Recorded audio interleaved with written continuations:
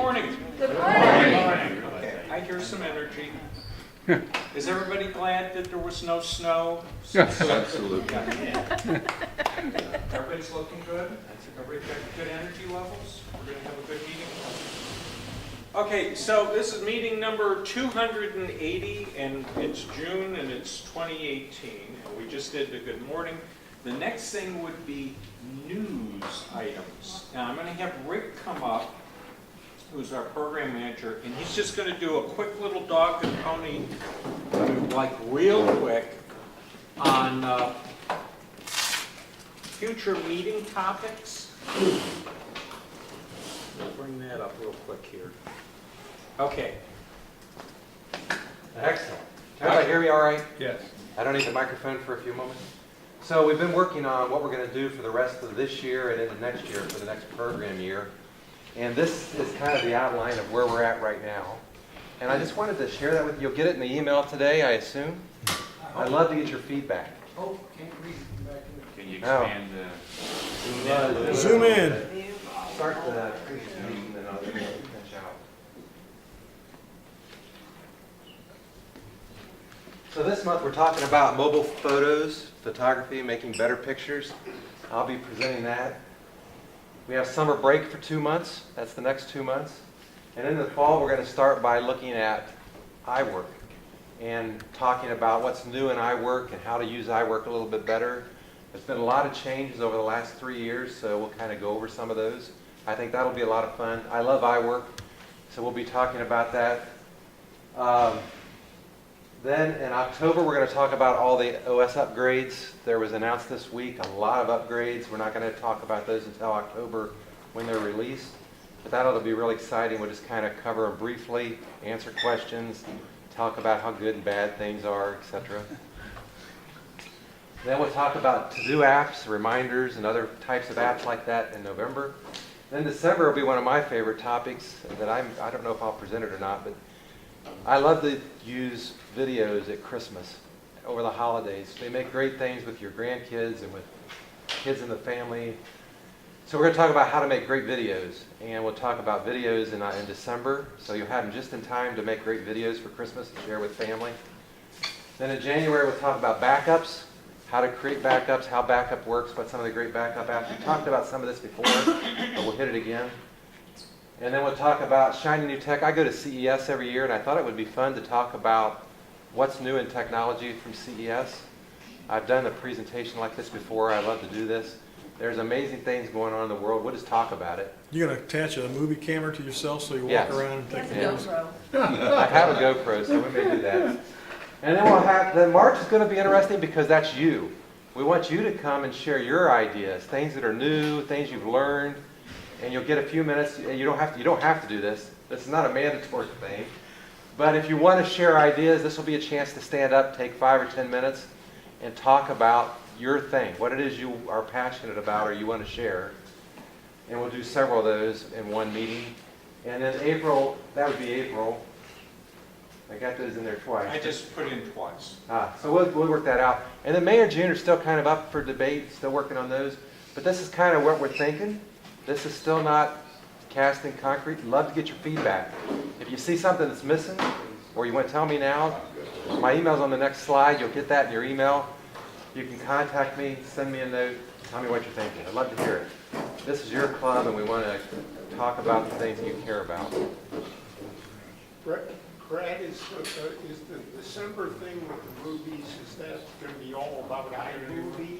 Or? We'll talk about iMovie and Clips, 2 different apps that make great movies. We'll talk about both of them.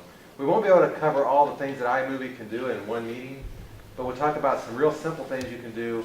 There's some great things you can do with iMovie to make really great holiday videos, and we'll go through that. And blackmail. And blackmail, yeah. This isn't a request, just a possibility. You might think about moving that to November, so we got time to think about it. Yeah, and good ask idea. questions. I had it in November and then I moved it, so I probably should move it back. We'll look at that. It's a good point. I actually had it in November, but then when I added the OS updates in October, I slid everything forward, and I probably should reverse November and December. We'll consider that. That'll give you time to play with it for a month before you actually take your videos. Anything else real quick? I'm going to turn it back to Bill. All right, Bill, it's all yours. Thank you. Did you notice how he subtly reminded me to turn on the microphone and put it on? Okay, I'm mic now, and I'm even going to turn up the volume a little bit there. It was Rick Cartwright. Am I good? It was Rick at Okay. Cartwright.com. Oh, next up, Bill Howe, who's going to talk to you for a little bit about some of the possible, employee gifts. yeah, Like last year, we had a speaker and chargers. There's a variety of things like this. It's a laptop case. These are cooler bags. Not sure whether anybody wants, stuff like this. Duffel bag, larger cooler bag, stuff like this. And you want to get your input into what you might like. We could have drinkware. This is those new copper insulated type things that are all the rage now that really keep it either hot or cold in a variety of sizes and colors, things like that. There's clothing we could do if you wanted to do that, or just about anything. Just want to get your input on what you think would be a good gift to give all the members. So let me throw it out to the membership for just a minute. The idea is we pick one thing that we're going to get, because then we get quantities and it ends up being better bang for our buck. Yes? There's a possibility of half and half one. Depending We on can price. Yeah. We Yeah. can get two, but, only half as many as that, but that's, the limit Yeah, is so two. that would be two choices, but then each member only gets one thing. Okay. So with that said, how many people need another mug? I'm not seeing any hands up for mugs. How many people really could use another cooler type bag? Okay. How about laptop case? Remember, you can put other stuff in a laptop case. This will hold an Laptops. iPad. Yeah. And then the other thing was more of A duffel bag, just a little Yeah. carry tote in here. okay, so start thinking about that. Is it okay if we let the samples sort of roll So through? you want me to set them over the table? You want to start passing them around? Set them on the table. Set them on the table so Okay. they can look at it. We're gonna do it for you. Okay. Now, just one other thing, and that is, Bill House, are you still running the company? You still part of the company? I'm still part of the. Okay. They do this sort of stuff for other small companies like Procter & Gamble, General Electric.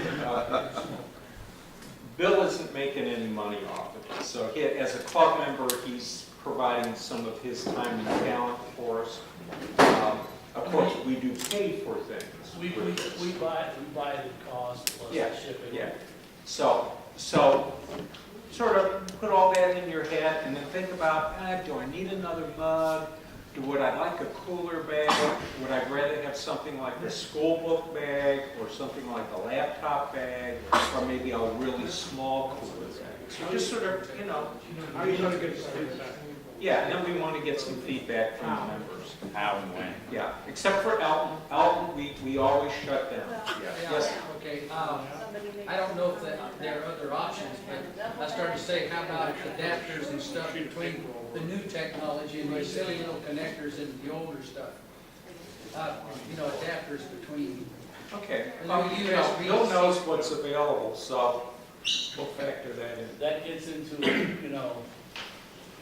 buying, Yeah, are you gonna buy 100 of one thing, or are you gonna buy 10 of 10 things? yeah, Because of who's got what's adapter. yeah.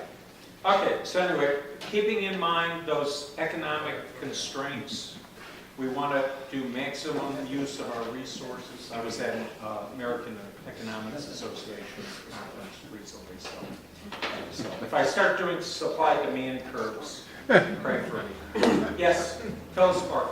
How would you like those comments to get back to you? By email? Email me. Before you leave the meeting, you can either tell the treasurer, myself, Mark Georges, our membership chairman, Guillermo. So you don't want to email? Yeah, if you want to email, that's cool too. Okay.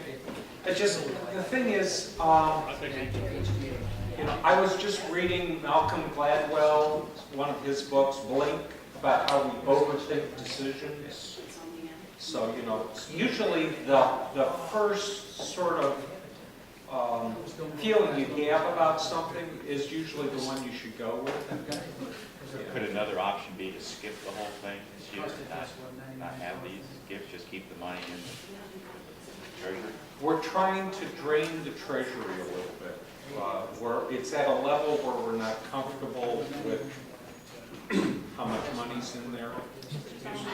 We feel guilty that we're not giving you enough value. But giving us stuff that we really don't need is not I hear you, helpful. I hear you, okay. Have another suggestion? Yes, Bill? Well, being a 501c3, there's limitations on what kind of cash you can keep in hand. So that's one of the reasons why I'm Yeah. going to keep the cash down. Give everybody a pledge of fund. Okay. And we are doing some other things with club funds, such as the gift cards and some of the other things that we're adding to the raffle. Yes, sir? I just wanted to tell you that I really appreciate that you gave me the storage stick that went with an iPad. I like that. That was a nice option last time. I don't know if anybody tried that, but it, you know, a lot of times I bought an iPad with not as much memory as I should have, and it was a good way to expand it. Just a thought. So we have chosen wisely in the past, and I trust the membership that we will choose wisely this time. So just think about, you know, what you want. And again, as Bill said, there's also the option of clothing. Sure. Hats. Hats or, shirts and, Smocks, you know, like they used to use in some of the department stores. a chef's jacket, or you get you a research white coat. Yeah. So I have somewhere to put my slide rule. Yeah, you can get your underwear too. Okay. The one thing we won't pay for are tattoos. Okay. How about glassware? The TMG mold on a glass. Okay. We do have different types of drinkware. The big thing is these copper insulated mugs that of various sizes, and there are plastic ones that are insulated, come with straws. Some got the little slider to drink from.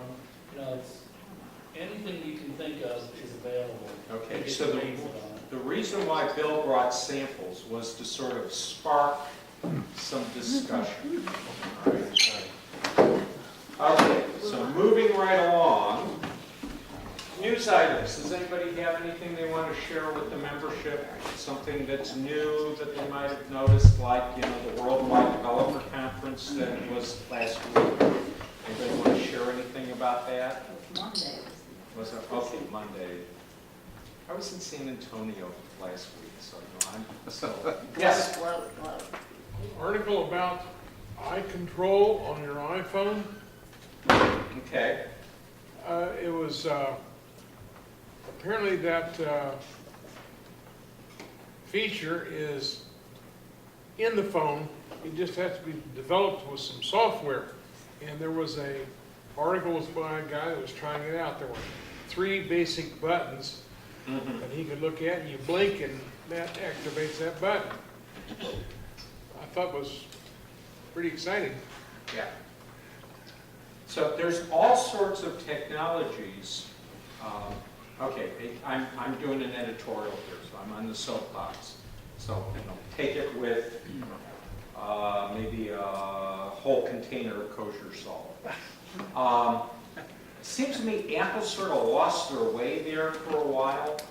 And they had all of these things that they were rolling out, like HomeKit, so that you had the Internet of Things and you can control it from your phone. And it seemed like the execution wasn't there. They would pull things back because they weren't quite right. I get the feeling from this last conference, Worldwide Developer Conference 2018, that they are focused on the software again.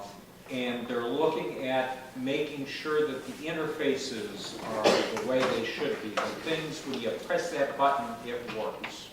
And it works, in real human time. So I'm very confident, I'm feeling upbeat about what Apple's going to be doing going forward. Yes, Rick? One of the most interesting comments in the whole keynote was a comment about all the testing that they're doing on old iPhones. They're not doing a lot of the testing and development on iPhone 10. They're doing it on iPhone 6, 5S. So, in fact, this year's release works on old stuff. Nothing was taken away at all.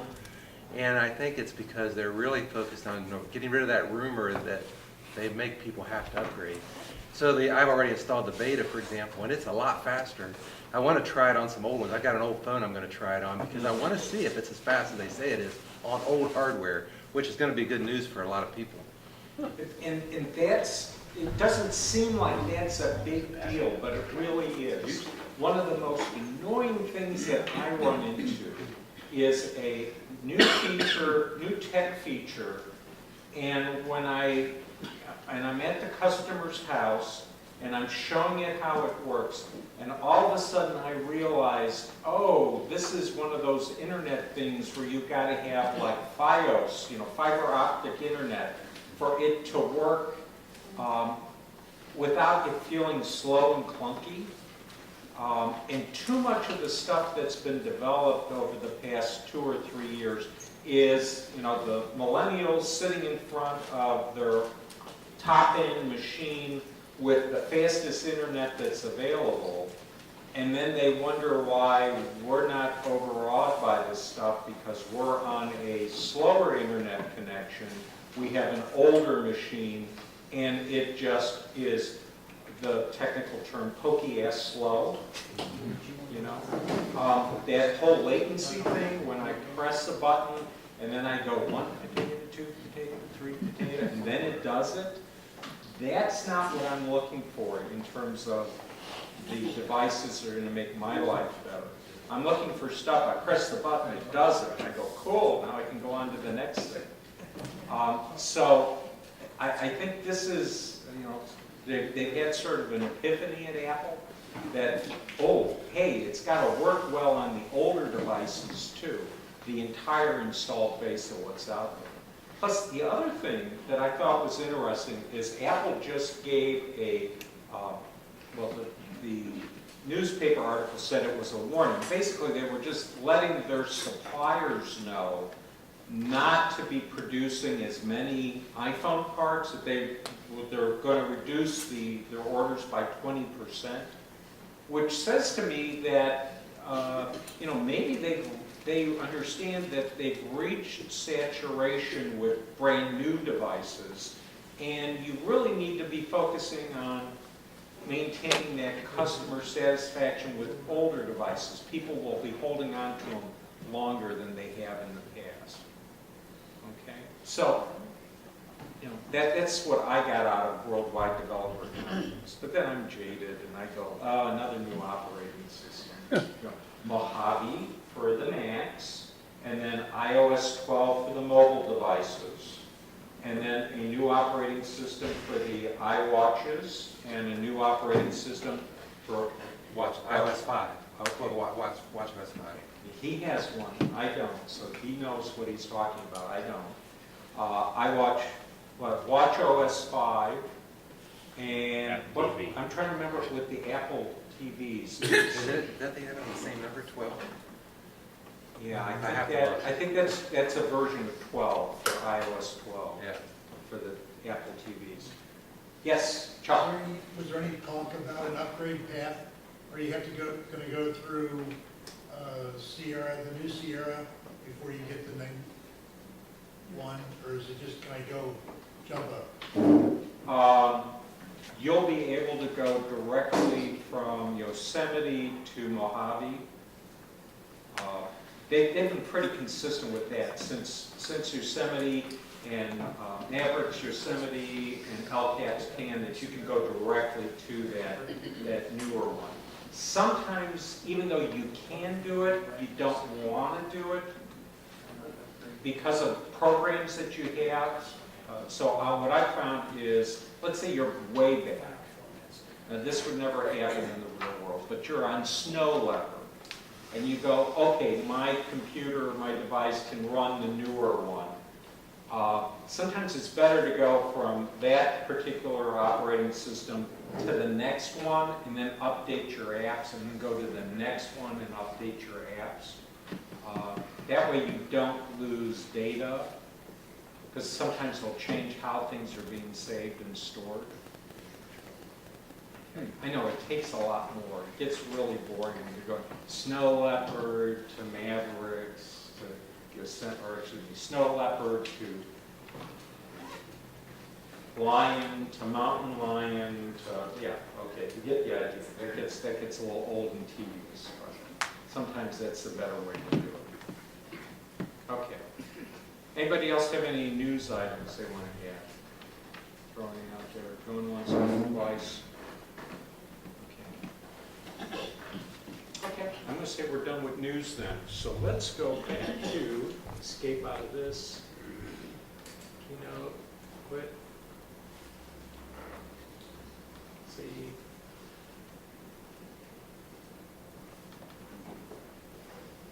Okay, then for sale, wine, and freebies, anybody bring in anything that they're selling? Going once, going twice. Okay, we don't have Dan here today, so nobody's selling. Anybody bring in some stuff that they put on the freebie table? Yeah, Jim brought a bunch of quite older things. Okay. I put a USB cable over. Oh, we got an interesting selection over here. Okay, so I'm seeing some software, music time, tracks, some manuals about iMovie and AppleWorks 6. I'm seeing a external DVD drive, a program called Nightingale, another one called Alchemy, macOS 10.6 Snow Leopard book, and iLife 11 book, Macworld New Complete Handbook, and somebody brought in a book about the fair tax. Okay, and a copy of Bento 3, and the USB cable I brought in, and then some buttons and some stickers.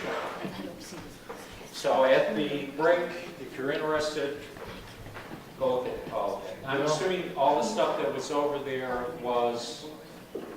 that's freebies? Absolutely. Okay. Some of that software still has registration cards in it Okay. with ability to update to the current version Okay. for the upgrade price, which is considerably less. And did you bring in the DVD drive? Yeah. The external? It worked. Okay, is that FireWire only? Or is Whatever it? cable it had was Let me look again.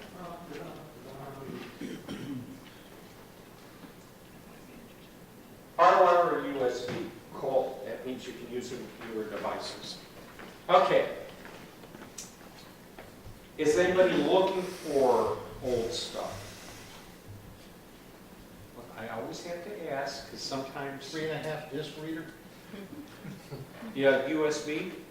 That would be good. You mean like floppy disk? The 3.5 floppies. 3.5 floppies, not 5 1/4. Correct. 5 1/4 and 8 I've got. 3.5, I'll look. I may have a USB drive for that. PC, Mac, you don't care? If it does both, that'd be even better. I'm going to run it into a Mac. Okay. I've got a bunch of, back in the day when you ordered your pictures made, they shipped them to you on a disc. They're still on that disc. Okay. He probably had them in another file, but we can't find them. Okay. And you need to get them off of it. Yeah. USB floppy drive. Do you need it afterwards, or do you want to just borrow one? Borrow is sufficient. Okay. I may have one, I just haven't found it. I understand that. It's easier to ask to borrow than it is to find it and to put all this stuff. Okay, I'm writing it down, because if it's not on the pad, it doesn't exist. Okay. Anybody else out there? Going once, going twice? Anybody want some old maps? Like, how old? All the way back to a fat Mac? Well, what's the one you just took down that you said the hard drive is damaged inside, but it's like a 2000? Well, that's a 21 and a half iMac. The disk is going bad. What I would recommend to you is this, Bring a list next month. or email me a list. And the reason I ask is that there's a resurgence of what was called bulletin board systems. Oh, really? Yes. Now, and there's an outfit down in Memphis, I want to say, that sells Telefinder BBS software, and they still buy beige G3s because this stuff runs I on have it. one Okay. with a large display on it. Okay. Anyway, send me the list, and then I'll get you in contact with them. Sometimes you find out it's not worth shipping it, you know. Well, I'll let them come get it. Yeah. Okay. Okay. Thank you, that's a great help. Just a reminder to other members of the group that we decommission machines for the club members, no charge. So if you have older equipment and you want to recycle it, or you want to give it to someone else, and you want to make sure that you don't have your data on it anymore, you know, you can bring it in, we will decommission it for you. What about a disk that will not reformat? Then I use my really, really large magnet and or Mr. Drill. You know, where we, yeah. But it's inside the machine. Then we remove it from the machine. You know how to do that? Depends on what kind of, I mean, if you brought in a grid computer to me, I would not remember how to get the hard drive out. If you bring something that Apple made, oh yeah, I still know how to do this. Okay. Okay, now, sometimes it really is better to just consign something to the recycle bin. Okay, Where somebody else can find it. yeah. But there are some older Macs and Apples from before the Macintosh that people collect now. And, you know, Anybody who needs 2 pluses, 2 E's, 2 C's, 2 there, GS's. I have been making beer and peanut money selling keycaps from Apple II keyboards. $2.50 per key. I will turn them over to you. Okay. Okay, my wife won't be happy. But You'll need another garage, Bill. okay. Now, I'm going to let Ron Decker talk for just a minute because he has some machines that are available also. Last Sunday, we had 7 or 8 people hauling mostly Macintosh equipment from my basement to my garage. I have Apple laser writer tubes, 10 a dozen of those. I've got HP printers. I've got bags of Apple desktop bus keyboards, some mice. There are stacks of Apple computers from the old SEs to classics, color classics, some Macintosh 2s. We've got a bay in our garage that's full of this stuff. Somebody was supposed to come and pick it up on Thursday, and they came and took a look and said, you know, I've been talking with, there's a place down on Home Avenue called Access Project. They recycle stuff. I've got plain old toner. I've got copy cartridges. I've got used printer cartridges. There's older laptops. There's image writer printers. There's SideQuest drives. Other backup drives of different types. I had a bunch of 10/100 network neighbors and friends have been by and picked some of the stuff. Right now, I have a guy coming this afternoon that's going to give me an estimate to haul it all to the access project down on Home Avenue. I was down there on Friday, talked with them. How about Goodwill? Have you talked to Goodwill for recycling, just recycling? I've taken loads to Goodwill. Okay. When you take half a dozen Apple Macintosh 2s with monitors and printers and phasers, and they say, take it to the place on Woodman. Yeah. And we've taken several loads there. So there are lots of places to dispose of it. This access project, they'll take all the toner. I used to refill my own toner cartridges. We've got a large stand-up printer that's going to go for years. We've had it for 20 years. I've refilled it. Toner in it. I've got just plain plastic toner if anybody wants it for that. So, Developers just, goes I'm with gonna it. cut you off for just a But second. there's all kinds of So, stuff. Ron's got a lot of interesting things. So if you're interested, see Ron at the break. He'll give you his home address. But if you visit, you gotta take something away. It's all going to go forward. Okay. Anybody else going once, going twice? 2027. On that one. If they don't pick up, you got to do it. Did I connect you with the Facebook group where they, okay, I need to do that. What's this group do? There's several groups on Facebook. There are people who have rediscovered the Commodore computers and the Apple II computers, and they are actively collecting, refurbishing. These people are crazy. It's like they're buying stuff that doesn't work, paying premium prices. Then they strip it down, they field strip it, they put capacitors on them, they're doing, board repair. Send me those names too. Yeah, okay, so I got 2 of you now. Maybe I can find my basement again. Okay. No, but this is good, and it follows the whole point you made about clutter. Do we really want, what is clutter? Do we want clutter? That sort of thing. And it's tough to give away our old friends, because, basically they're our old friends. Well, not in Ron's case. Ron's been to the surplus sales. Okay, moving right along. Help desk. Who's been having trouble?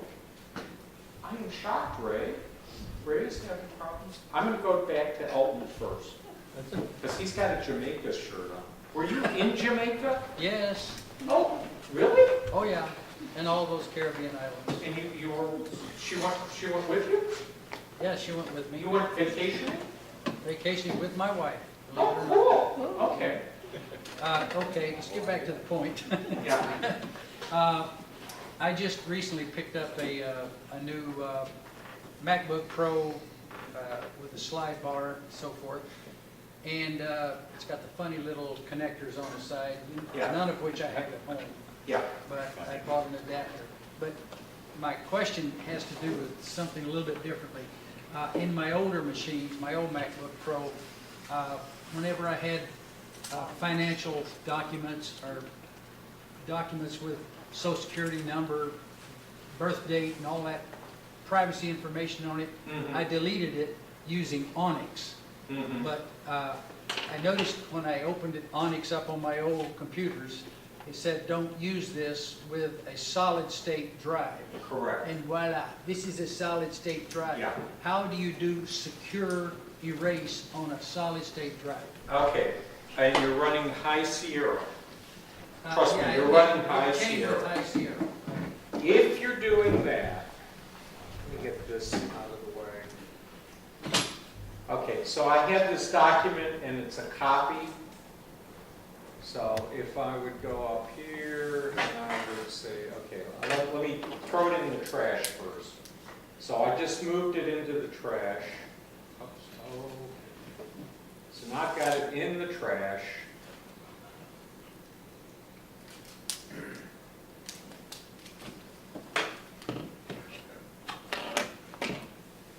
I'm holding down my option key and I'm selecting empty the trash.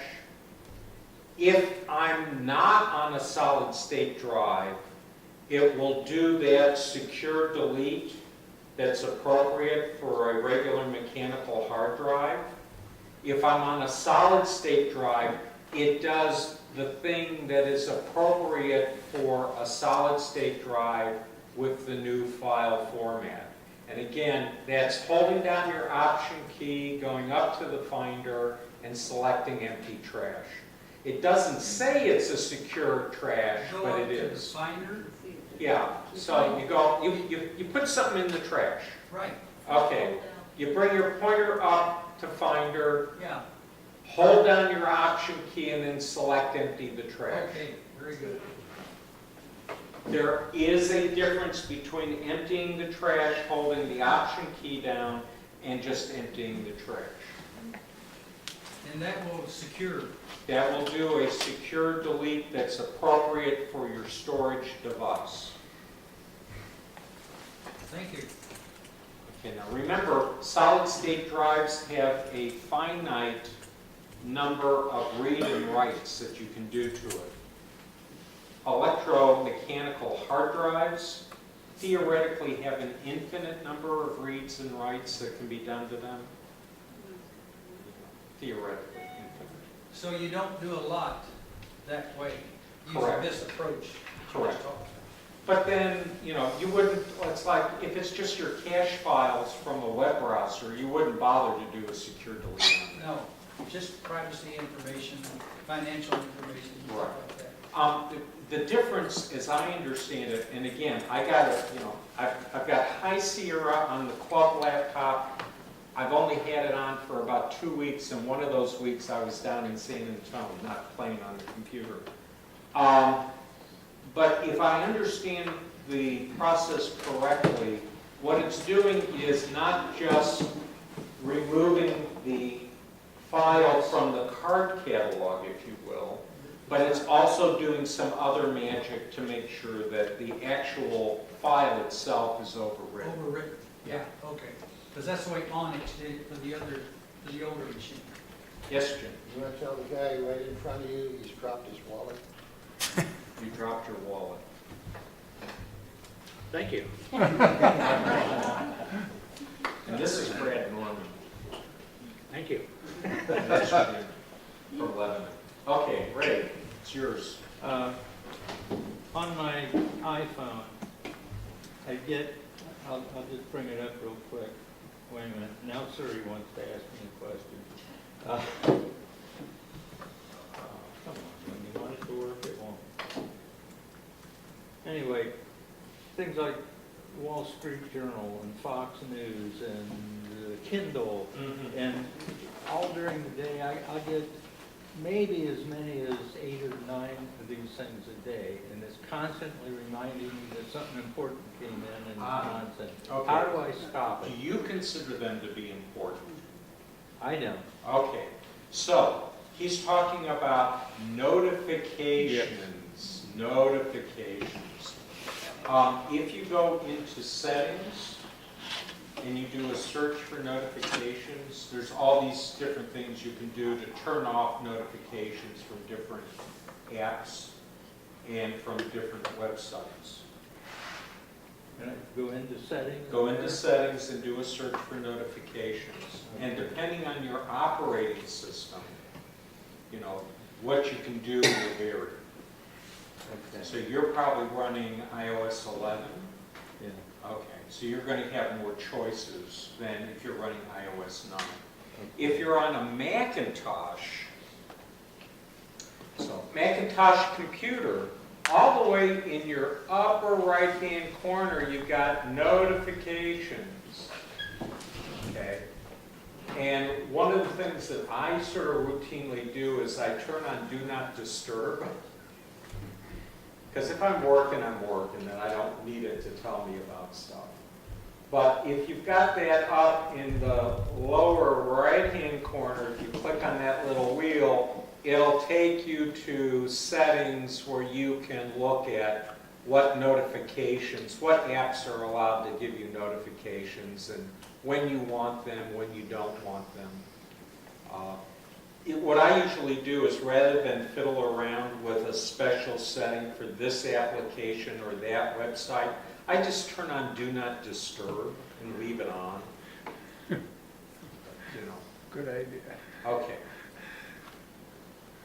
So those are called notifications, though in my head I think of nagging with air quotes around it. Those of us who are on the blue team tend not to like to be nagged. You know. I'll fix the door. Yes, I know I told you 3 years ago I would fix the door. I'm almost ready to fix the door. But I didn't find them on my notifications.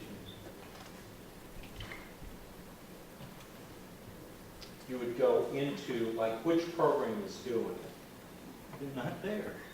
Okay. Wall Street Journal, it's not there. The Wall Street Journal is a website that's giving you a notification probably through Safari. Or it could be Okay, news. in that case, Could be news. you Probably need news. to, It only comes through on the iPhone. It doesn't bother my Mac, it doesn't bother my iPad. because you probably said, yeah, okay, it's okay to give me a notification on the phone. Rick? It's also, on iOS 11, the notorious one is news. News ties to Wall Street Journal. If he's ever logged into news, it turns on those notifications. So it's probably where he's getting that notifications from news. Okay, Which has got and the the Wall way Street to Journal. turn it off would You be can do the same thing in notifications, just look for news and just turn off look for news. You see anything saying news? Holy There it moly. is. Oh, okay. Okay, news, badges, sounds. And then turn off what you don't want. Allow notifications or turn them off. Thank you. No, make clear. Thank you, Rick. Okay. Basic concept of this group. It's not about Bill. Bill does not know everything. Bill knows some things, but he doesn't know everything. But if we get enough people in the room, Somebody will. oh, we're dangerous. Okay, go ahead. I am working in Pages, and in Pages, there's a page layout way and a word processing way. And it says if you want to add a photo, on one of them it comes in on page layout, it's attached to the page. In the word processing, you have a choice of attaching it to the page or to the text. And I can't figure out how that works. Has anyone done that? And what the difference is? Because I played with it for about 2 hours, and I had two up, a word processing document and a page, and I was trying to move photo and to make a print directory for a church. And it seemed to work the same in both of them. So I wonder if anyone had any insight in the differences in page layout and word processing in Pages, and how moving photos and graphic objects works. I do not normally use Pages, though some of the stuff that Rick told me before the meeting started has me sort of interested in going back and looking at Pages. From what I know about electronic pagination, the difference between the two would be in a page layout when you're adding a graphic. The graphic is a separate object that then can be moved separately. Text can be flowed around it. If it's part of the text, then it's like it's part of that story. It goes up and down. And and then it's going to be embedded in your text, so you won't be able to flow your text around it very easily. My question was, when I looked at it, Apple Help, and it was very clear, but it said attach it, so I did all the clicking things it said, but it didn't seem to make any difference on what happened. So I just thought maybe somebody had played with this and knew more about it. But that helps what you said. What I would, I'm sort of laying a lot on Rick this meeting, but you might want to talk to Rick at the break real quick, assuming that you don't want to raffle prize and he doesn't want to raffle prize. Thank Okay, you. anybody else? Okay, I'm gonna go all the way back to Ken. Actually, I have two questions. One of them is, it's got an older external hard drive. It's a Seagate, and I was trying to download my system on my laptop onto it, and I can't get it to do it. Am I missing a driver or something since it's older? Okay, so this is a Seagate in an external case? Correct. Okay. First thing I would do is look to see how that hard drive is formatted. If it's old enough, it might be formatted for like a Mac OS 9 filing system rather than a current filing system. And there's subtle differences. The other thing is, now this is sort of out of the box, but maybe it wasn't formatted for a Mac at all, but rather was formatted to be used on a Mac or a PC. Actually, in which case, it's both. Okay, FAT32 or FAT12, that's a different filing system. It's got restrictions. The largest file you can put on a FAT32 is 2 gigabytes. And believe it or not, now we routinely have files that are bigger than that. So you might want to just change the filing system for that, reformat that hard drive, and then use it. It's a 3 terabyte, so I would imagine I have plenty of room on it. But Yeah, it's not a case of not having enough room. It's a case of the filing structure is different. okay. If it's a 3 terabyte, it might also be formatted NTFS, which is the state-of-the-art filing system for Microsoft, in which case you can read from it, but you can't write to it from a Mac. Okay, so you want to use disk utility to look and see how is that hard drive formatted. Do you want me to do an example on the screen? The rest of you? Yes. Okay. Do you have stuff on that hard drive that you don't want to lose? Pardon me? Do you have stuff on that hard drive that you don't want to lose? Yeah. Well, you don't want to reformat it then? No, you want to move the stuff off of it first before. But first, let's just look and see what kind it is. So let's go in here, go to applications. Actually, I'm going to do a shortcut, Command-Shift-U, take me to utilities. So that's that folder inside the application folder. I'm bringing up the current High Sierra disk utility. And looking at my stuff here, it says that my hard drive is currently formatted as APFS, which is the brand new filing system that Apple uses with solid-state drives and some of the newer hard drives.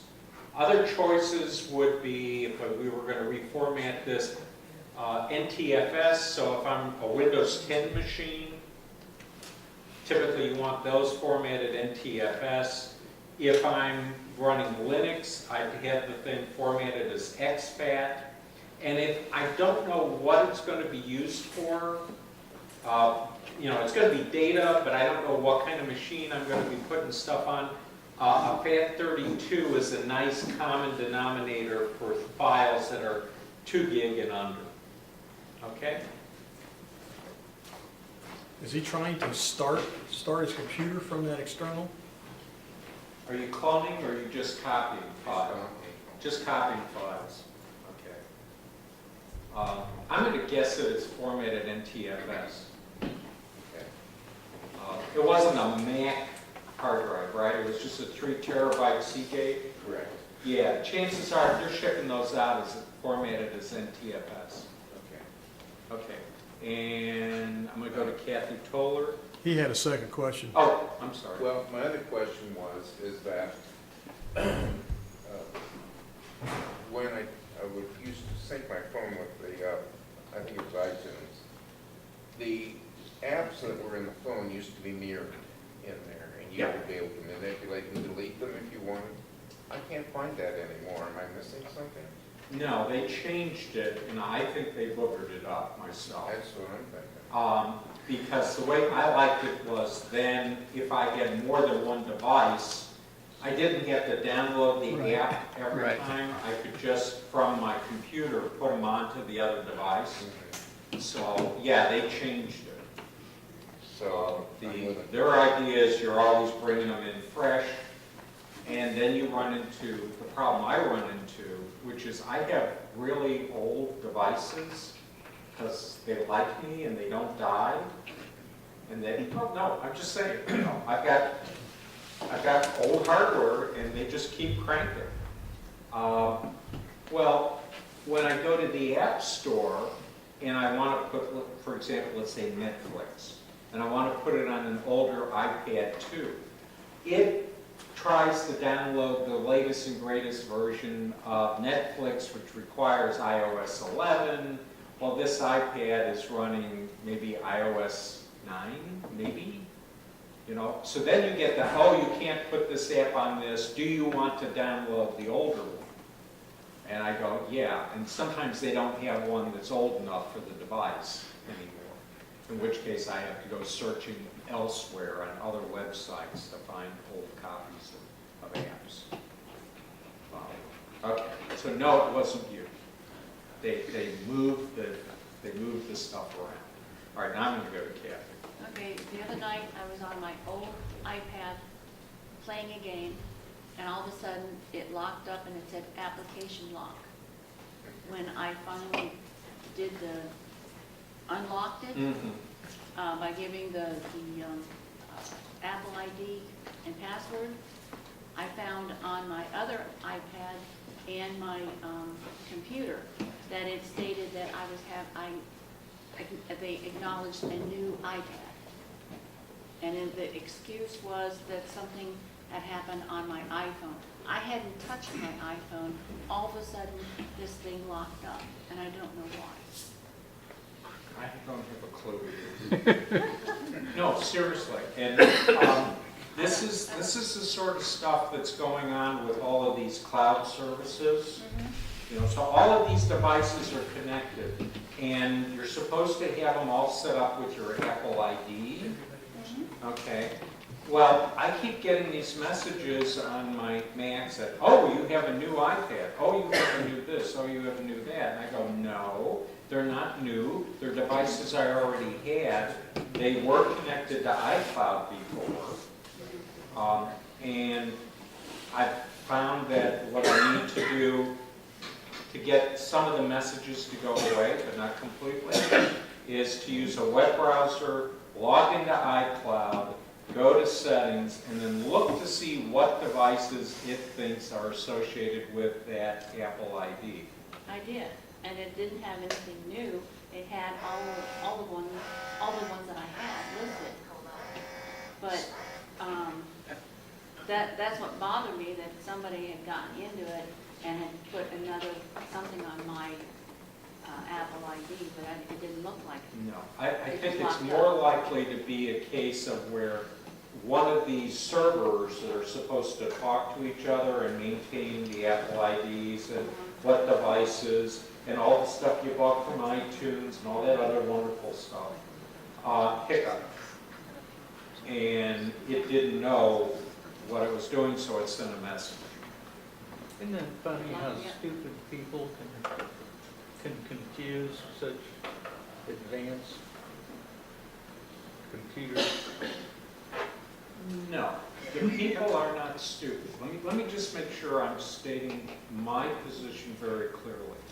If you're building a tower of blocks, a house of cards, you don't do it in a windy room.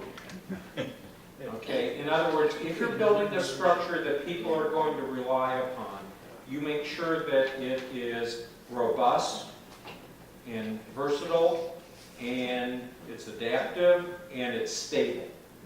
Okay, I don't get that feeling from the stuff that Microsoft is doing with their Microsoft IDs, and Apple is doing with their Apple IDs, and that Google is doing with their Google IDs, and all the other people that want your credit card stored on their servers.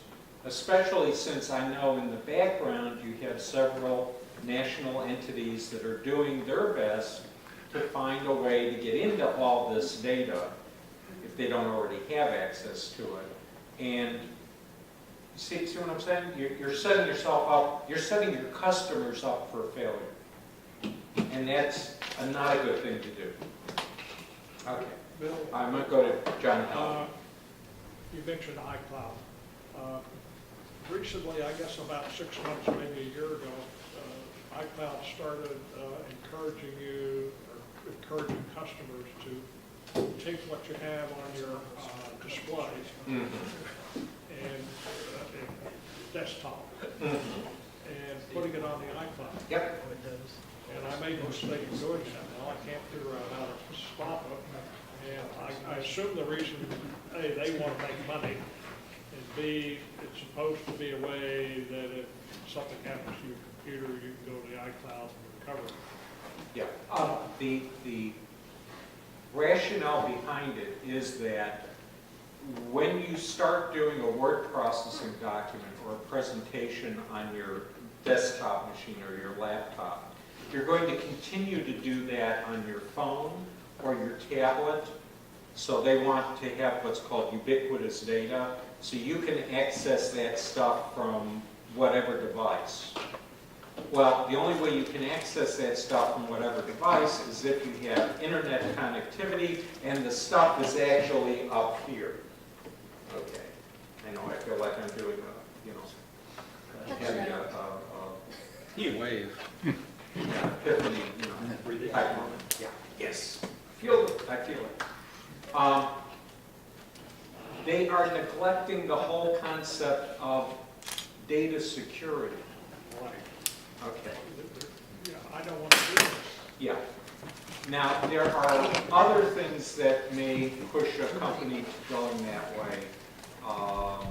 That has to do with providing information to national entities. When I say national entities, I mean a government, where they want to have access to your data without having to get a warrant. So, it's a. How do you stop it? Once you made the mistake of signing up to it? Okay. If you're on a desktop machine, what you would do is first make a copy of everything that's up on the iCloud drive and pull it onto one of your hard drives so that then you can put it back onto the computer. Because when you turn off the iCloud drive, it removes all that data from your computer that's on the iCloud drive. Okay, well, I have some files I deliberately put on an iCloud drive because I wanted to share them with other people. Yeah. But I don't want to share everything I do with the world. So they're beginning to give us more choices with this stuff, where you can say what program will have its data up on the iCloud. I myself, because of my personal experience with how Apple rolls stuff out, and I'm thinking about the original me.com and the stuff that came before that. Apple doesn't get it right the first, second, or third time. It's about the fourth or fifth time that they get it right. If you're going to be sharing data with other people, I think you're going to find that Dropbox is a better way to do it, or Amazon Drive is a better way to do it, or Google Drive. Some companies no longer will allow their employees to access Dropbox, Yeah. things like that, for business purposes. Yes. But you would be able to access Google Drive. They would be able to access Amazon Drive. They would be able to access any Windows people here? It used to be called OneDrive, SkyDrive. OneDrive. From Microsoft. OneDrive. OneDrive. Okay, thank you. This And it works might be a pretty good, good too. topic for one of the sessions. Yeah. Because I think there's ways to get in trouble with some of this stuff. Oh, lots of ways to get in trouble.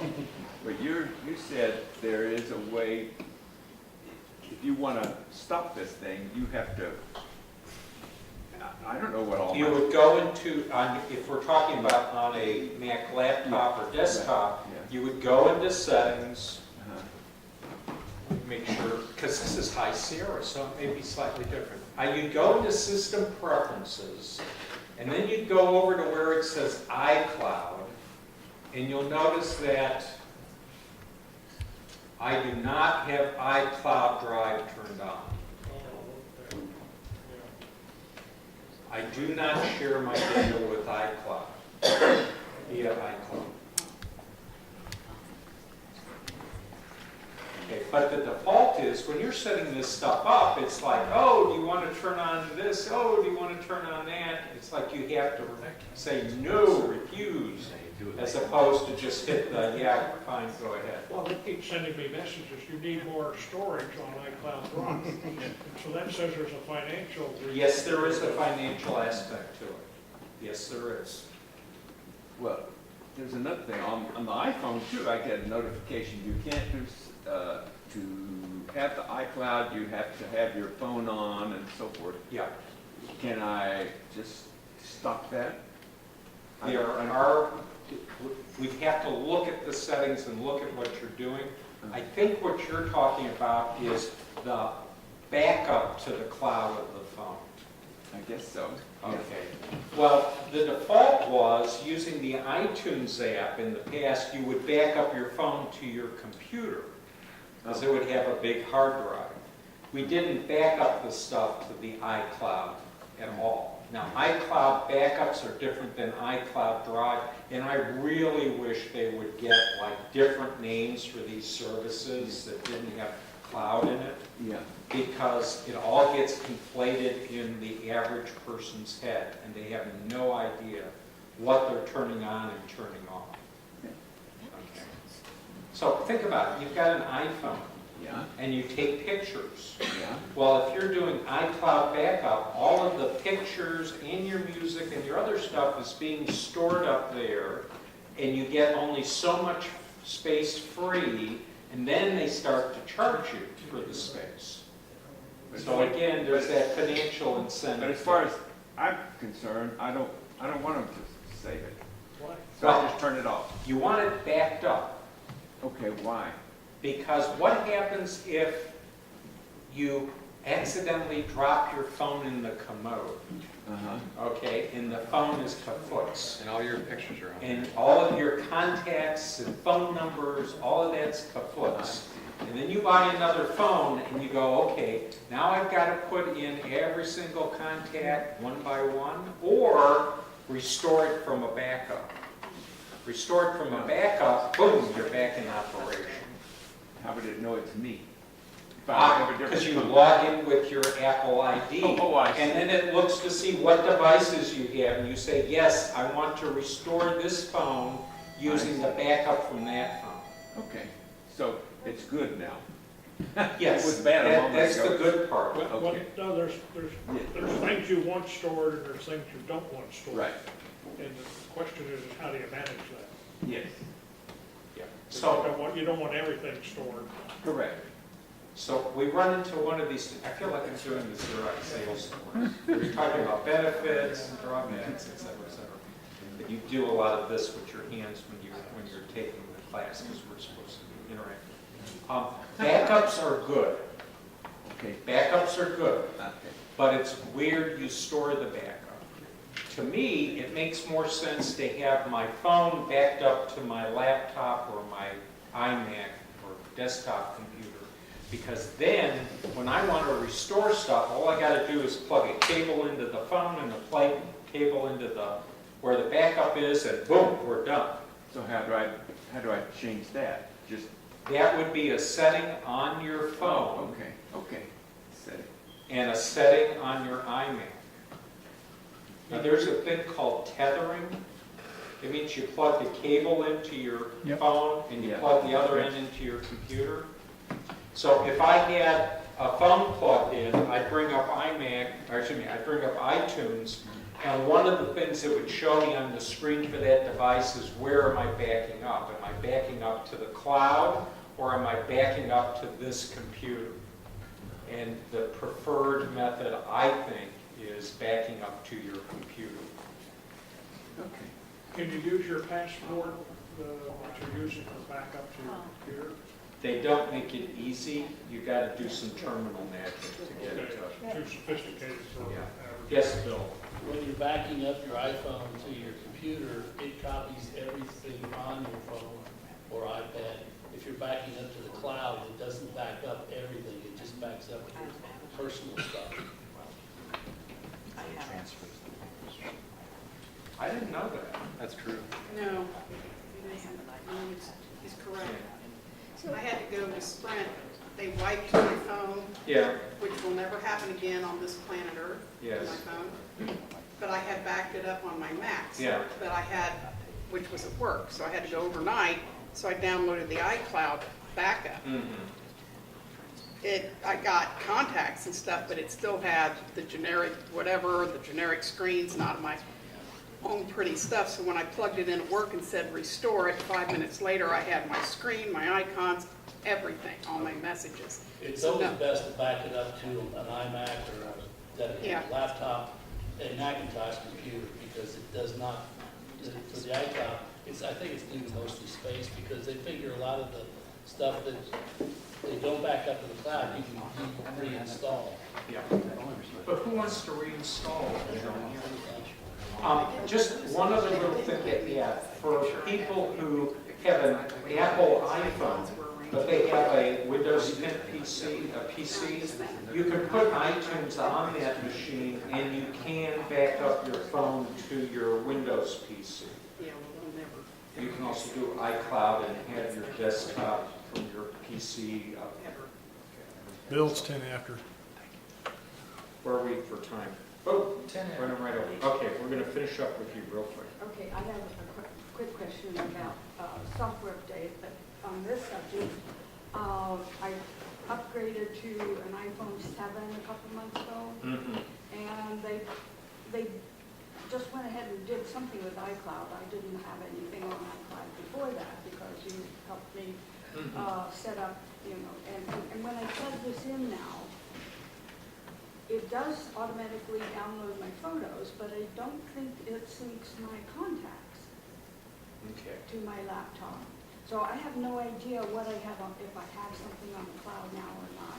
Okay. I'll figure out how Just to real quick, what you want to do is go into your settings on the phone to where it says iCloud. And then in there, you tell it what things you want it to be doing. Okay. Do you want it to be synchronizing addresses, contacts? Do you want it to be synchronizing bookmarks? Do you want it to be doing this and that? And there's about 12, 15 things there. Okay. Then I've gotten a message that there's a software update, iOS 11.4. And when I looked, there's a whole list of things that helps that, mostly security, I guess. But then I went to the FAQs, and there were people who had some problems after installing this. Do you know, should I install it or not? Okay, first thing. The only thing you're going to see are the people who have problems. Because the people who don't have problems don't post on those things. Because they're just using it. Okay, so that's the first thing to remember. I have put that version on my customers' devices.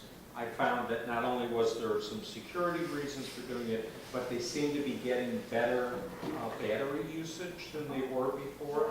Now, some of them on older phones, so I don't know if it would apply to a newer phone like this. Okay, so I would say yes. Okay, thank you. All right, and we're going to say we're done with that. We're going to do raffle. Better mobile photos. And I'm out of the space. Good morning. Good morning. Still morning, believe it or not.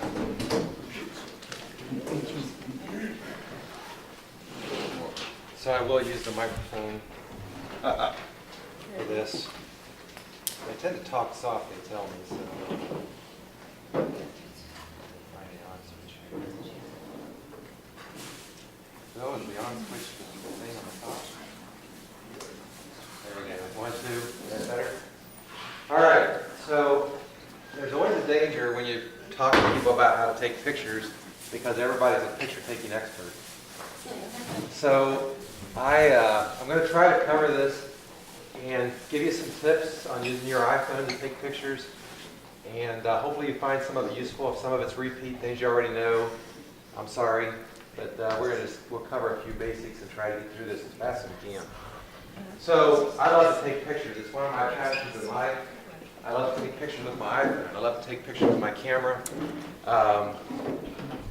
And I think everybody can be a great photographer. In fact, one of the big things that's happened today, and first I'll tell you what we're going to do. Everybody's a photographer now.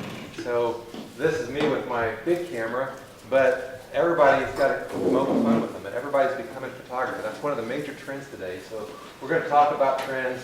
We're going to talk about framing your shots. I think becoming a good photographer starts with how you think about the picture before you even take the picture.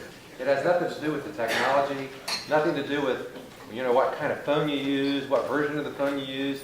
It just has to do with thinking about the picture you're going to take before you take the picture. You can make a much better picture if you can do that just for a few minutes. So we'll talk about that. I'm going to give you lots of tips. We're going to do a little demo, walk through some exercises, so you'll see lots of that. I'll show you a couple apps you can use for post-editing beyond the iPhone regular edit tools.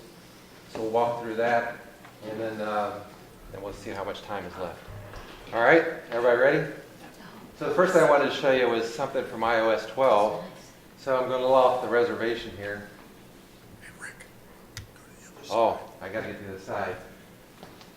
When they launched Animojis last time on iOS 11, had all these things, the bear and the lion and all these different Animojis. They're really cool. But one of the things they launched on iOS 12 is this thing called MeEmoji. And MeEmoji is your own image. You try to use this tool to make your own image. So this is my attempt at me. And I thought I'd use it because I wanted to show somebody because I thought it was so cool. So you can ignore it now for the rest of the time. So what are the big trends going on in photography today? I think the number one trend in photography right now is that everybody's a photographer. I don't care where you go, people are taking pictures all the time. You stand anywhere. I can't tell you where. Go to a concert, go to anything, and people are holding their phone up, snapping a picture. That is the number one trend. And the number two trend is sharing photography. Whole platforms are being built around this idea of sharing pictures. Instagram is more popular than probably any of the major social platforms. So taking pictures and sharing pictures is the two top trends of the country right now. So how do we make better pictures? How do we make our pictures look better so that we want to share them and so we feel good about sharing them? And that's what we're going to talk about today. So I want to start with talking about framing your picture. So maybe I don't want to Move away from the speaker. I think it was this. It's got a loose connection. Anyway, so I want to talk first about framing the picture. How do you set up your shots so you get a better picture when you start? What's the first thing you should think about? So I'm going to use this picture I took as an example. When I think about taking pictures, I always start by thinking about what's the story? What do I want to tell people when I take this picture? I'm taking a picture of my grandkids. What is it about what's going on that I want to share? When I took this picture, which wasn't taken with an iPhone, but when I take this picture, what was it I wanted to share with people? What is it I wanted them to see in the picture that told a story? And it would help me tell a story about what was going on. So this is a green heron. And green herons are very tactically efficient. They're one of the first birds I've ever encountered that hunts using a tool. And you're thinking, well, like, what's the tool? Well, the tool is that they'll pick up little bits of seeds and things, and they'll drop them in the water as bait. And then when the fish swims to the top of the water, they just pull over for the fish. So that was the story I wanted to tell. So why did I frame the picture this way? And I'll show you some other shots in the same picture. I wanted to be sure that I got the bird, because I was really captivated by the bird, but I also wanted to get a little bit of the water. I wanted to get some of those trees and the surrounding settings because I wanted to show where I was. So I framed the picture in a way that included elements to help to tell the story. So when you're taking pictures, if you can include things that help tell the story and give a little context about your pictures get a lot better. So this is that same picture, a little bit more field, a little bit more scope. You can say, well, that tells the same story. Well, I think that the bird gets lost in this picture. the bird's becoming too small. The bird is kind of going away. So by setting the scale, the size, the scope, and trying to be able to tell the story like this, you get a lot better picture. Some people would find this picture just as good, but I don't find this picture near as good as the first picture. So I think that's really important. So frame your shot by considering the context. This will be in the package you get today. What story you tried to tell with a photo. Include clues. What's a clue in the picture that you could include in the picture that helps tell the story? So sometimes there's little clues that you can get, like when I'm taking a picture of my granddaughter, if it's a Christmas picture, maybe I include something from that event that we were at her birthday party. So that you can see the birthday cake, a little piece of the birthday cake or something else that helps to tell the story. That makes the pictures a lot better. I can zoom in and fill the whole picture with just my granddaughter. That would be an easy picture to take, but it doesn't add to the story. So think about that when you're taking pictures. And consider how the subject fits to the frame. I'll show you the next picture. This tells that one. Now this picture was taken at Yosemite National Park. I have no idea what I was trying to do with this picture. There is no story here. There is nothing but a lot of trees, and that's about it, you know. So while there's some elements of the photo that are interesting, it brings back some memories a little bit, there's no context. There's no story. There's nothing being framed. And so this is really, to me, not a very good picture. So you can see that difference in how you think about the picture based on what you see in the photo. So an iPhone is really good at this because you're right there and you can real quickly get an idea of what the picture is going to look like. So I would just encourage you to really think about it as you frame the picture to get the context and set the picture up. Next is rule of thirds. How many know the rule of thirds? Everybody knows the rule of thirds? I'm not going to do the science rule of thirds because we don't have enough time. But I'll just say there's a few things you can do with rule of thirds that really help the picture look a lot better. On your iPhone, you have the ability to turn on the grids. In fact, with every camera that I've ever used, you have the ability to turn on these grids. And the grids help you, and I'll show you this next picture. The grids help you look at a picture and know what your framing is going to look like. So in this picture, for example, you notice the lower third of the picture is at the line, and they were very, very specific here. They put it right on the line. The tree, they put the tree right on this third, right on the line. You can use those lines to help set up your picture, and I'm not going to, like I said, go into all the details.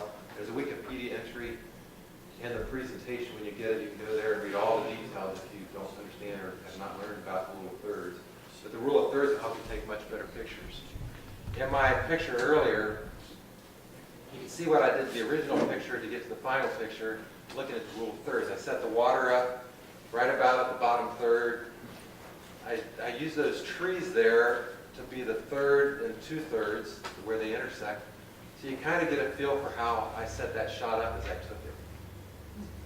And you think, well, that's an awful lot of work. I would agree that sitting there thinking this far every time is not the right answer. I usually do this in post when I'm editing the picture as I'm editing shots. But it can be turned on. You can help yourself if you use the tool. Next tip is look for focal points, things that can draw the attention of the viewer to a place where you want them to see in the photo.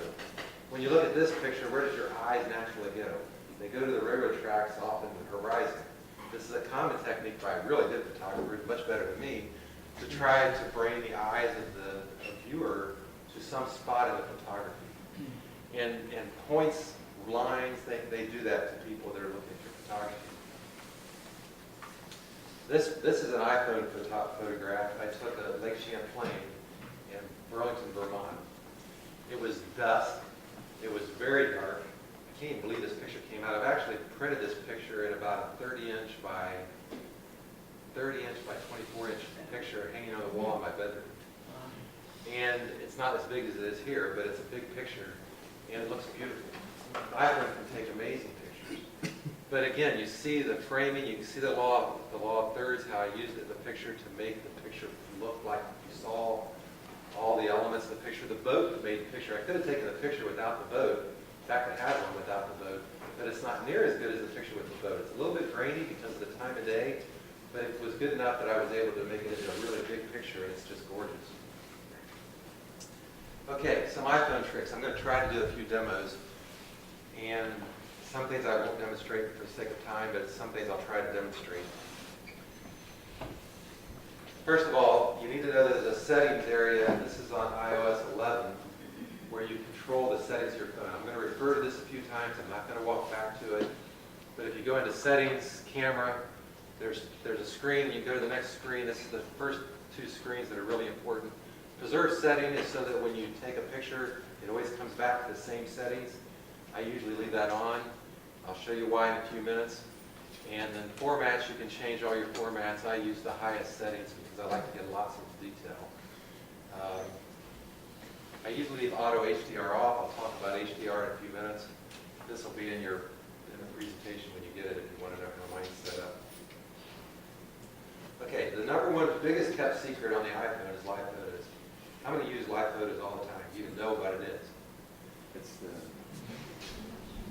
live photos is a combination. This is not exactly true, but I'm going to say it the way I'm going to present it. Live photos is a combination of a regular photograph with a little bit of video. That's the way I think of live photos. Live photos is a feature that has changed my way of taking pictures with my iPhone, and dramatically. And so if I was going to tell you anything to take away from this presentation today, this is it. Live photos will change your photography with your iPhone. So the first thing you need to know is when you go into the viewfinder on your iPhone, you'll see this picture, this little dot right here. And now I'm holding the phone in the portrait mode and in the landscape mode. If you're holding a portrait, it'll be at the top right in the center. But you'll see this little dot, it'll be yellow or it'll be white with a line through it. If it's got white with a line through it, live photos is turned off. You can turn it on and off by just touching that button. So that's how you enable live photos. What does live photos do? When you take a picture, a live photo captures everything for about 1.5 seconds before the picture and 1.5 seconds after the picture. It captures all that information. Well, why would you want to do that? Well, if you go into, on your iPhone, if you take a picture with live photos enabled, then you can look at that picture afterwards and you touch it. You actually see motion. You see what happened just before and just after the picture. And it's like you're right there taking a video, which is pretty interesting, especially with kids. There's something about taking pictures of kids with live photos that changes the whole experience of the picture because you see what they were doing just before and then you see their facial expressions right after. So it changes the picture into like a mini movie. So that's the standard use of iPhone. You can almost kind of, it's like a burst mode kind of too. It's like burst mode, You can but actually it's pick a a video. frame when you Yeah, edit. I'm going to show them that. So it has this extra capability that's really cool. Let's suppose you're taking a picture of a group. I got you all lined up here against the wall. We're taking all of our pictures. How many times have you taken a picture of a group and somebody closed their eyes right in the middle of the dang picture, and now you've got a picture with half the crowd's got their eyes closed? You ever had that happen? Well, live photos is the solution to that. Or they problem. turned their head and they're looking somewhere else. Yeah, or they're looking somewhere else. Live photos is the solution to that picture. Because when you go in to edit a live photo, you take a live photo, then you click edit. Down at the bottom of the screen, I'll try to bring this up and show it to you. Down at the bottom of the screen, you'll see all of the image that's in that live photo. It'll be like a video. And they're all there. And you can scrub across that, so you can grab the image that you're looking at, it's a little box.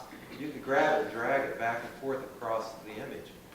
And so you can select something else in the picture and actually pick a different picture to be your picture and say make key photo, and that becomes your picture at that point in time. Yes. Do I not have live photo? Because I'm on a 6. Do I? You should have it if you're on iOS 11 or 10. Yeah, I am on the I'll come back and look in a minute. I won't stop to do that, but I'll take a look. So I'm going to show you on live photo. I'm going to take a picture, and hopefully this thing will start making a bunch of noise again. We'll see what happens. This doesn't always work like that. Yeah, I have a 6 here, and live photo works just fine. Yeah, it should work. So we'll have to, maybe it's disabled somewhere. We'll look. So I'm going to take a picture of the group here. Now I've got the picture. So now I'm going to go. So there's the picture. You all look great. Applaud yourself. Beautiful. I just love your picture. Now we want to edit your picture because I missed some things here. So I click edit. Look across the bottom. See all that image. That's all in one picture. So that's in the container. They call it a container. So now if I grab that white box, watch me slide across. See the picture? See people move? You see your hand going down? So now I can say, oh, I didn't want her hands up. I want it when her hands are down. Or I can slide forward and maybe I get it before you put your hand up. So I slide up, got a podcast. So I slide across. So now you see all that. Once you find the one you want, you can click that thing that says make key photo. Now that becomes the key photo. So when somebody looks at that image, that's what they see. Now if I push on it, I see the whole motion. See the motion? I can see the motion on the screen actually the whole time.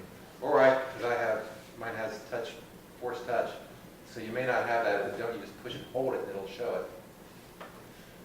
Now what's the next thing you need to know? Well, so once you get a live photo, you select the key photo.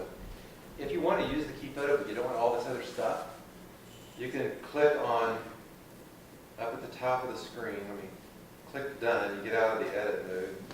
For some reason there. Now you see the little share, well you can't see it on your picture. There's a share button down here at the bottom.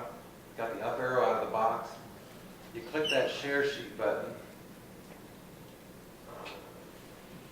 And then there's a share sheet item called duplicate image. And you can What see is it now. the share button? It's down at the bottom of the screen, a little up arrow out of a box. That goes to the share sheet. Terminology, if I'm talk about that more if you need me to, but there's a thing that says duplicate. See the duplicate button? Watch this. If you push the duplicate button, you get this thing that says, it's not coming up there, it says duplicate, or duplicate as a still photo. If you say duplicate as a still photo, it'll make a copy of that picture and take away all that extra stuff. So now you got just the picture that you wanted after you got rid of all your extra stuff, and you can share that as just a regular JPEG or whatever you like to do with it. Any questions on that? Because I think this is the coolest feature. Especially, like I say, if you got your grandkids or your nieces or nephews over, because I keep this thing on all the time, all the pictures I take. I love to take pictures of wildlife, particularly birds. And there's something about getting that extra data around the bird before and after the picture I thought I was going to get. I usually get a surprise. Every time I take these pictures, there's always a surprise. There's always a surprise, something I didn't expect to get. And it's usually before the shot or after the shot. This allows me to get that. Question? Is that a full resolution picture? Okay. Full resolution, yes. If you have a mixture on your phone of regular photos and live photos, does the live photo get designated somehow? There's two ways to look at that. You can look at the photo, and I'll show you how on the screen, when you look at the photo, you'll see that it's a live photo, because it'll say it right across the top, it'll say live photo. And there's also an album that they create in iOS 10 and forward, that's an album. So you got your all photos, you got your favorites. There's one called Live Photos. Okay. And you can pick that album and actually look at it and see it there. So that's all cool, but it gets even better. There's some special editing functions you can do with live photos. Yes, a question? Yeah, I think the photo is only available from iPhone 7 on. I thought it was on 6, because we were on 6. You could do It's like on that. 6. I've got a 6C here. I updated the operating system today, but this is like almost 2.5 years old. Yeah, it's on the 6. It isn't on the 5. It's not on the 5. So there are some limitations on the back of it. This is going to require a little bit different. But we'll look at the one in the back in a few minutes. Okay, there's another set of features. If you swipe up, so you got the picture on the screen, you swipe up. You got these, I'm still on that picture, I don't know why. It's always a little lag.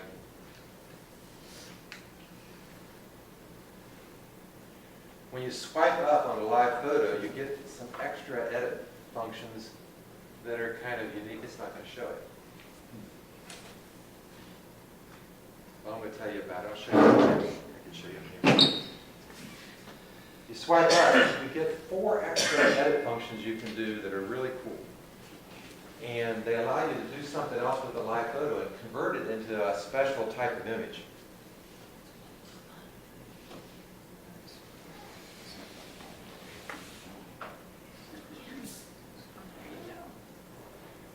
So, well,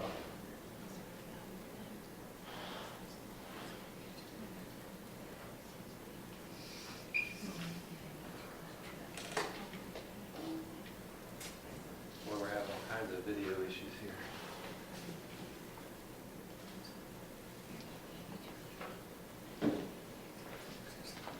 So when you screen up, you're going to see 4 images across the bottom of the screen. The special features that you're, I don't know why it's not getting that picture. Bill? Maybe?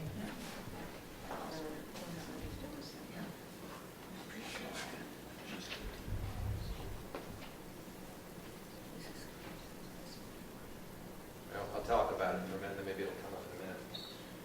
So down at the bottom of the screen, if you do that, you swipe up, you get this thing called live. That's your regular live photo, what we just talked about.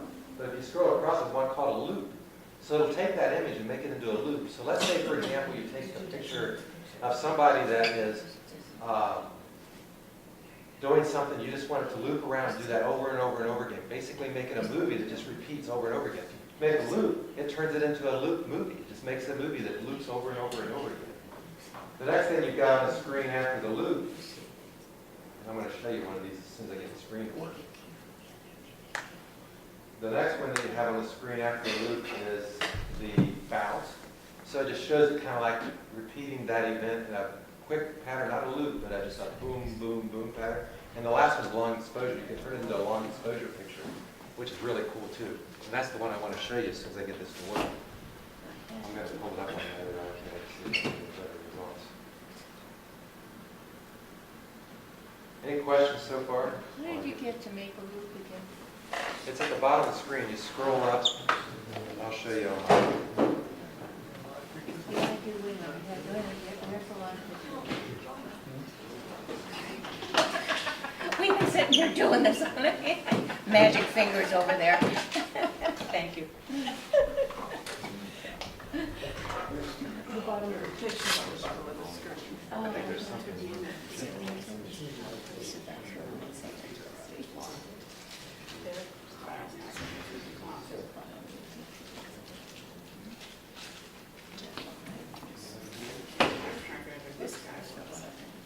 All right. I don't know why we're not getting the picture, but we'll come back to that. So anyway, that's what, now, with long exposure, where it particularly come in handy is water. And I got a picture I want to show you if I can get it to come up, of running water. Running water is the coolest thing to take a picture of with live photos. So I got this picture I took in Yosemite National Park at Bridal Bell Falls. And there's a lot of water at Bridal Bell Falls. So I've got this image, this water running through this stream.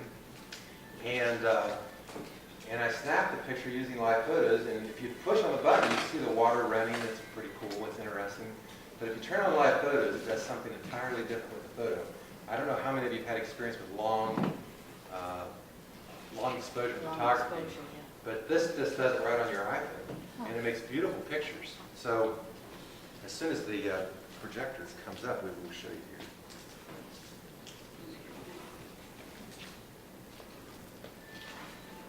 I don't know, Bill. I don't know why this projector's not. I'm going to try it. I'm going to turn it off and back on. So that's live photos. Let's go on while we'll come back to that picture because I do want to show it to you. So the next thing I want to talk about is the next big feature of the iPhone. And another one that not everybody knows about, that's HDR photography. Does anybody know what HDR photography is? HDR photography is big. Does anybody want to try to explain it to everybody? It's the hard one to explain to people that have never seen HDR photography. Let me just say this. If you're listening to audio, if you were listening to something, you may only hear certain frequency ranges, and they sound very limiting if you could only hear certain frequency ranges of music. But when you have the full range of music, it sounds amazing. So if you put a set of headphones on that has really good range, as we call it sometimes, you will hear amazing sound that'll sound totally different. So HDR photography is kind of like that. What you're trying to do is you're saying, okay, I don't want to limit my picture to just one set of exposure levels. So if I take a picture of this group with just one set, it's going to use an exposure level to give me the picture that I shot a while ago. That's all I get. One picture, one exposure level. HDR does something different. It takes multiple pictures at different exposure levels. So we'll take one at a really low level of light exposure, one at a higher level of exposure, and then it takes all those pictures, in the case of the iPhone 3, and it combines them together into one picture and gives you a new picture that is just amazing and gorgeous. And there are places where pictures using, still doing it, there are pictures where using HDR can make a picture completely different. Was it there for a minute? Yeah. Try moving the connector. There you go. There it goes. There it is. It's the connector. So this is the long exposure picture. Isn't that amazing? How long is the long exposure? The length of the picture taken with the. Don't stand in front of it, Rick. I'm going to move. I just wanted to get it where I Oh, can I'm make sorry. sure. So if you're 1 second before, 1 second after, it's like 2 or 3 seconds. So that's the after picture. I just simply changed to use long exposure. If I go back one, that's not backwards, forward. This is before. That's just a shot of the same, that's the exact same picture, just an instant. And if I went to my live photos, you'd see the picture running. I'm just not going to touch the connector. I'm afraid to touch it. So you get the idea. Is that cool or what? I mean, this is just amazing stuff. I can't tell you how, everywhere I go where there's a waterfall, I use this all the time. Because I just addicted to this. It just takes Explain that HDR, so you took this with an HDR. Oh, this wasn't HDR. This is the long exposure. I went back. That's just, We'll get okay. caught up. I'm going to show you an HDR picture here in a minute. I'm sorry. I've tried HDR and fooled around, never quite understood it, so I'm anxious to hear. Yeah. The place where HDR works best, anybody have any other questions on this? You see what it did here? There's the after. No, I don't, but I'll probably pay it. No, I know where it is. I mean, is that a setting on the live? It's used the HDR. HDR, it's right beside, if we go back, I didn't put it in again. I probably should have put it in again. Oh, you're talking about HDR now? Yeah, HDR. Okay. All right, I got that. It's the slow thing. The water one. Yeah. Yeah, the water, that's in the sense, after you take a picture using the long time thing that we talked about. The live photo? Live photos. Okay. When you look at a live photo, you swipe up, and there's 4 additional types of images you can create from your live photo. You pick one of those, and it changes your image into whatever one of those you select. All right, thank you. And you can just play with those. Now go to HDR. Now, HDR is also a setting, and it's right here. On your, and it'll be at the top if you've got your thing in portrait mode. HDR is great, and I don't use HDR all the time because I don't think HDR is for every occasion.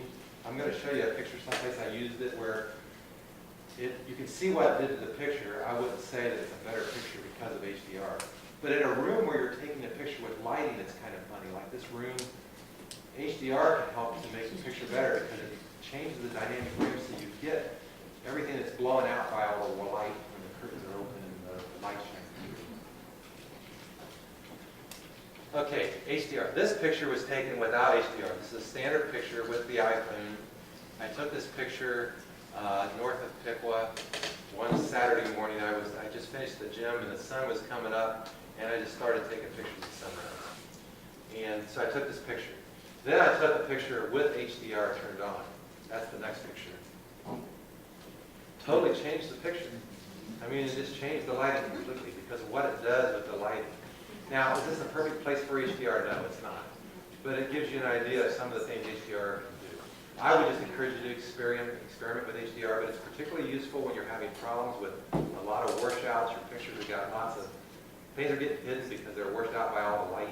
Backlight. That's when it really does a good A lot job. of backlighting from bright windows. Yeah, bright windows are particularly where I always use it when I'm in that situation. I just don't use it all the time.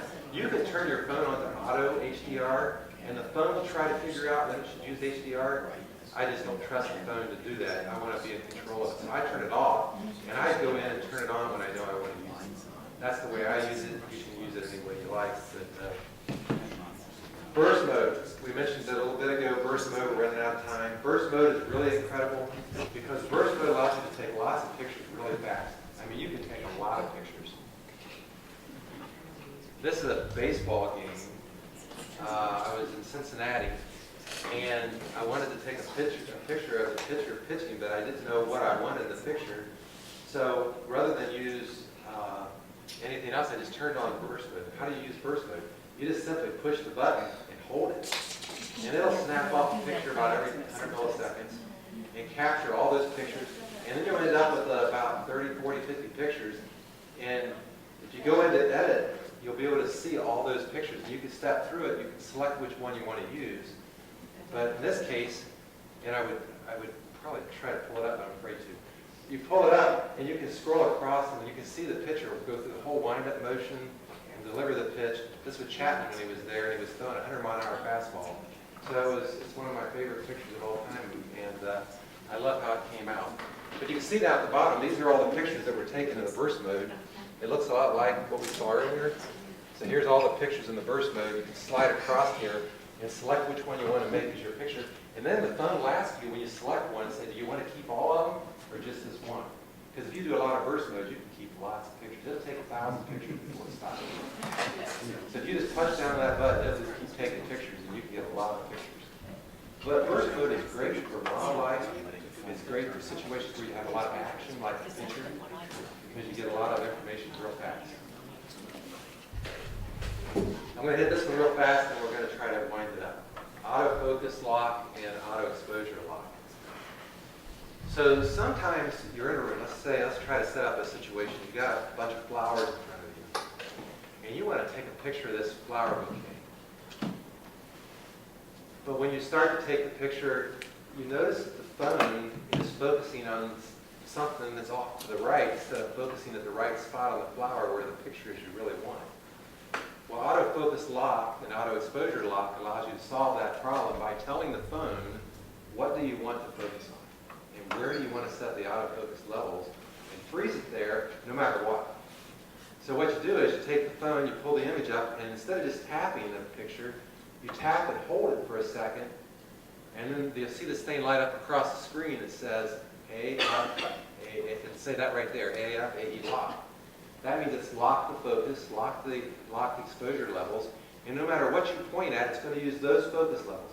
In fact, if you take it and point at something way off the distance, it'll be way out of focus and fuzzy because it's locked on the focus levels of where you touched on the screen, which is really powerful. I use this a lot when I'm taking pictures where I have a specific left thing I want to focus on. I use it more for autofocus than I do for the other. This picture is, this is the one I showed you earlier, but see the autofocus lock is on. I set the focus at something, I don't know what I was pointing at. Right here's where I did it. I focused on this corn. Notice that it's not trying to focus anywhere out. If I let it just pick out by itself, it would have picked these trees, I guarantee it. It would have tried to set my focus level based on these trees, and this stuff close would have been fuzzy. I didn't want that picture. Although this picture is just something I was doing for fun. Does that make sense? Yeah. Mm-hmm. It's a powerful feature. Why don't you turn it off? You just tap it again or go to another. It'll hold that. One of the cool things about the lock is after you snap the picture, it'll keep locked. So you can take multiple pictures. But to turn it off, you just tap the screen again to change the focus or leave the camera. It turns off when you do that. Very powerful. I'm not going to talk about these apps because we're out of time. This is my favorite app to edit pictures, Snapseed. Google owns it now. They used to be a private company. I don't share any data with Google when I use it to do this, but I use this app all the time because I think it is the single best, there we go again. It's the single best app for editing photography in iOS, bar none. There's a lot of other pictures, there's a lot of other apps that do a great job, but this is by far the best. So I highly recommend Snapseed. I'm not going to talk about it because we're out of time. There's some slide presentations. These are other apps that I use. I just put them in there. You can look at them at your own will, time. Pixelmator is the greatest. Pixelmator, if you take a picture and you want to take something out of the picture that shouldn't be there, this thing does it better than anybody else does it. Google has it in Snapseed, but this is better. I got a picture here. This antelope, there was 2 antelopes, but the second one didn't need to be in the picture. So you just take your finger, turn that feature on, run your finger over the thing, and then bang, it's gone. And it is that good. It puts in the right material, it makes it perfect, and it just, you know, to me, this is one of those features I can't live without. I had to take some pictures, I hate telephone poles. I had to take lots of pictures with telephone poles in the picture where I've just taken the pole out. People say that's not real photography, but I use my telephone poles, so I take them out. And this is another great, I'm not going to get into this at all. Affinity Photo is one of the best pro photo tools on iOS. And there's so much there. It rivals Photoshop in every way. It's just, you buy it one time, you don't have any monthly subscriptions, so it's really great. By the way, Rick, we did give away a copy of this for the Mac, Affinity Photo and Designer. The company is going to give us a bundle like that throughout the year. So next month, when we meet back in You want September, to get that. there'll be another bundle. It is amazing. Now, you're going to have to take some time to learn it. And I haven't even learned the whole thing. It's just so much in there. It's one of those applications that can do everything and then a few more things. And it's reasonably priced. It's reasonably The priced. photo is, I think, like $50. $50 round numbers. Yeah. It's pretty amazing.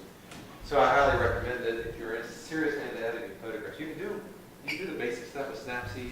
I do almost all my photography editing on the iPad, and there's a version of Affinity Photo for the iPad that's really good. But if you really want to do it on the Mac, Affinity is the best.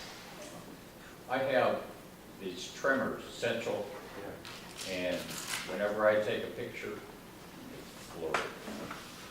Is there a way to speed up the shutter? Yeah, it depends on the iPhone. The iPhone actually has a lot of manual settings.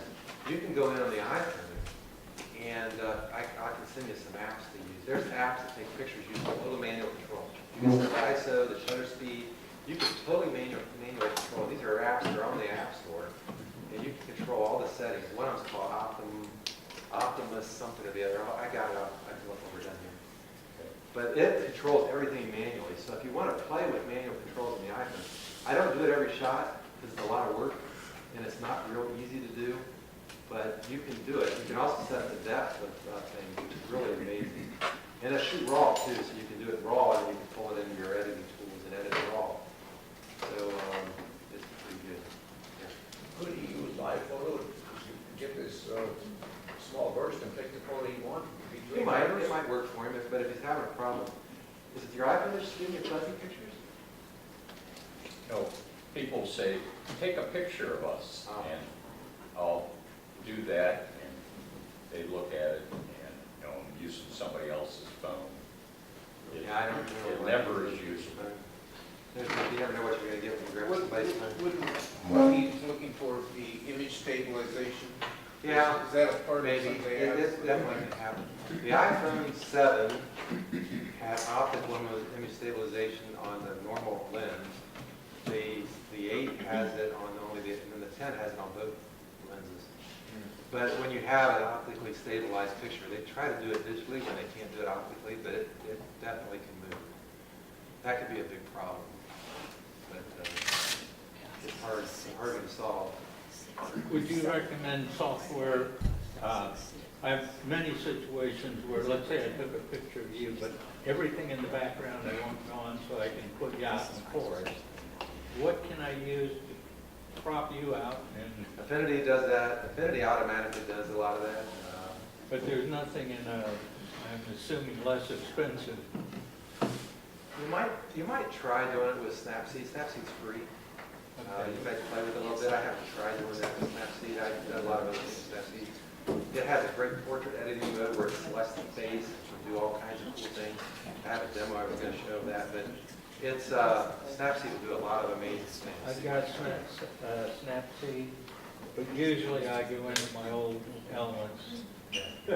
I've used Elements before, but I haven't used it for a long time. Anything else? We're going to close. Thanks, everybody. If you have questions, my contact information. My contact information is on that presentation earlier. Just email me if you got questions, or you can call me or whatever. Be glad to talk about anything we talk about if you have questions.